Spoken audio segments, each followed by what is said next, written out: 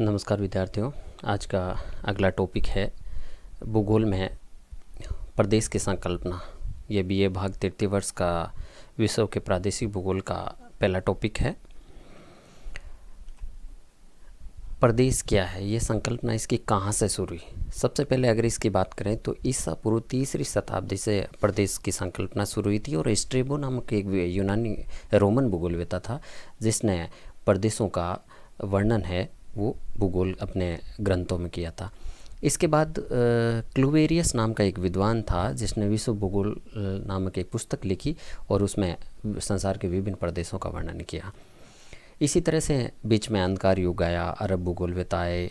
उसके बाद 17वीं शताब्दी, 18वीं शताब्दी, 19वीं शताब्दी तक पृथ्वी तल के अध्ययन है वो क्रमबद्ध रूप से किया जाने लगा।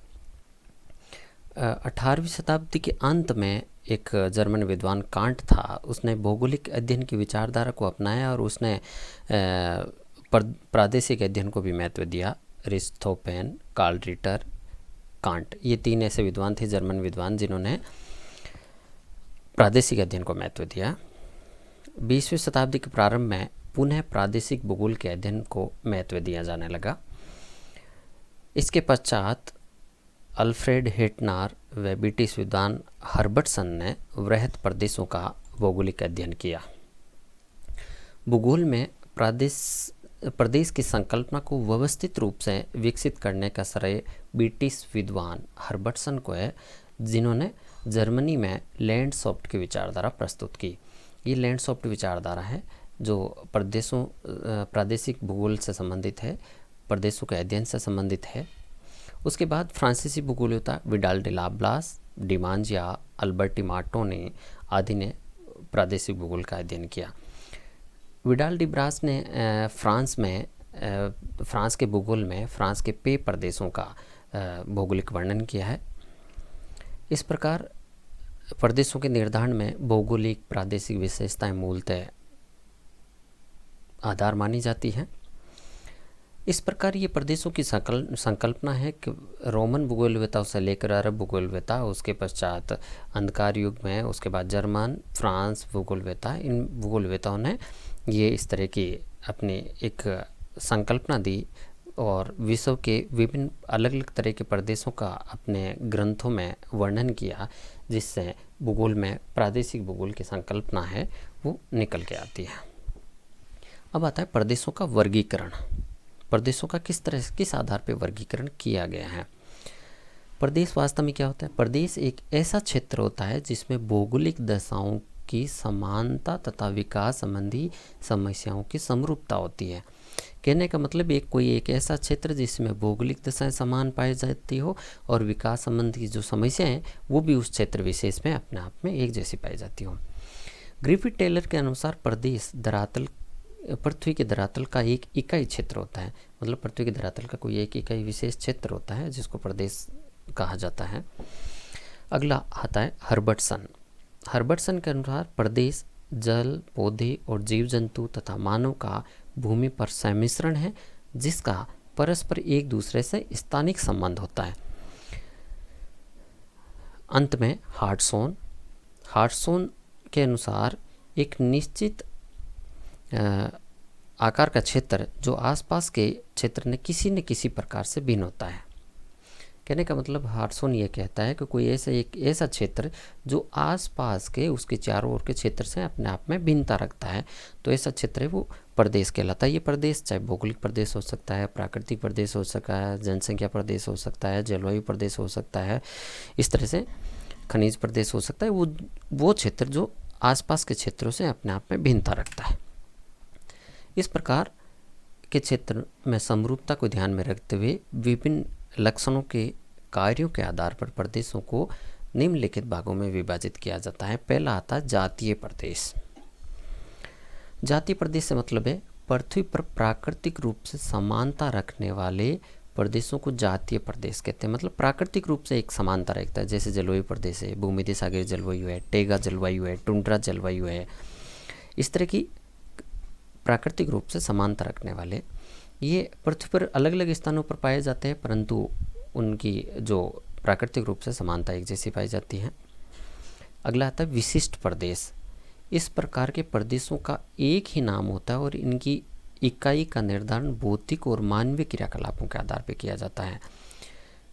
विशिष्ट प्रदेश अपने आकार, आकृति, प्रतिरूप और विशिष्ट क्रियाओं द्वारा निर्धारित होते हैं। ये अपने आप एक यूनिक होते हैं जो विभिन्न तत्वों द्वारा आकारिकीय समानता पाई जाती है। जैसे दामोदर घाटी प्रदेश, जर्मनी का रूर क्षेत्र।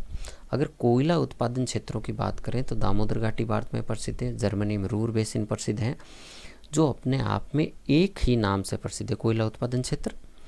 और इसमें भौतिक और मानवीय क्रियाकलापों के आधार पर भौतिक रूप से कोयला उत्पादित होता है और मानवीय क्रियाकलाप मतलब मानव के द्वारा खनन किया जाता है। तो इस आधार पे अपने आप में एक विशिष्ट प्रदेश होता है जो विशेष उसकी एक पहचान होती है अपने आप में। उसके तीसरा आता है आकृतिक प्रदेश।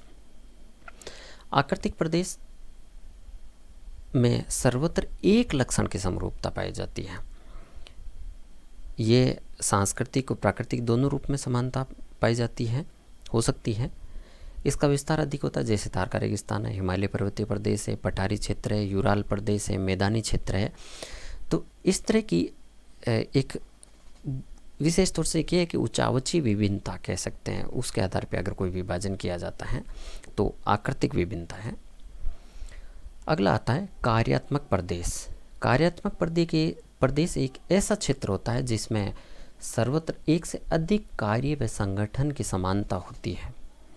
मतलब सर्वत्र एक से अधिक कार्य व संगठन की समानता होती, कार्य विशेष के आधार पर विभाजन किया गया कार्यात्मक प्रदेश। इसको स्थानिक व्यवस्था भी कहा जा सकता है। विशिष्ट कार्य गत्यात्मक कार्य अर्थात परिवहन और यातायात द्वारा ये परस्परम संबंध रखता है। कार्यात्मक प्रदेश यातायात से जुड़ा होता है, परिवहन के साधनों से जुड़ा होता है, आपस में एक दूसरे का आवागमन के साधन विकसित होते हैं। अगला आता है प्राकृतिक प्रदेश। वह प्रदेश जिसमें भू संरचना, जलवायु, वनस्पति में समानता पाई जाती है तथा निकटवर्ती क्षेत्र से भिन्न होता है। भू संरचना से निकटवर्ती क्षेत्र से भिन्न होता है, जलवायु संरचना से भिन्न होता है, वनस्पति संरचना से भिन्न होता है। तो इस प्रकार का क्षेत्र है वो प्राकृतिक प्रदेश कहलाता है। प्राकृतिक प्रदेशों के निर्धारण में भौतिक कारकों का विशेष ध्यान रखा जाता है। भौतिक कारक, प्राकृतिक प्रदेश मतलब भौतिक कारकों की भिन्नता के आधार वाला प्रदेश। हर्बर्टसन के अनुसार एक प्राकृतिक प्रदेश पृथ्वी तल पर एक ऐसा क्षेत्र होता है जब प्राकृतिक वातावरण के तत्व मानवीय गतिविधियों से प्रभावित होते हैं। अगला आता है भौगोलिक प्रदेश। भौगोलिक प्रदेश से भिन्न इसमें भौतिक तत्वों के साथ साथ सामाजिक, सांस्कृतिक अभिलक्षणों में भी समानता पाए जाते हैं।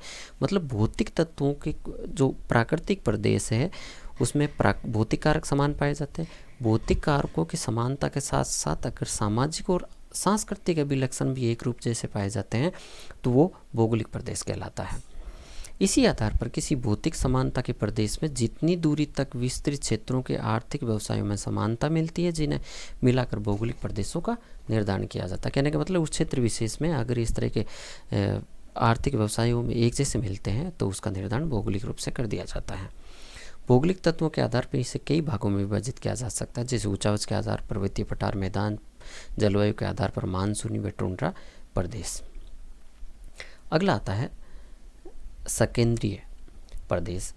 सकेंद्रीय मतलब किसी एक क्षेत्र विशेष पर केंद्राकार रूप से ये लघु व संगठित प्रकृति के प्रदेश होते हैं जिनका निर्माण किसी कार्यात्मक क्षेत्र या केंद्रवर्ती भाग स्थान के चारों ओर विकसित होते हैं, जहाँ पर यातायात और परिवहन के साधन सुविकसित होते हैं। विशेषतः ये बड़े नगरों के किनारों पर या संगम केंद्रों पर विकसित होते हैं। अगला आता है समरूप प्रदेश।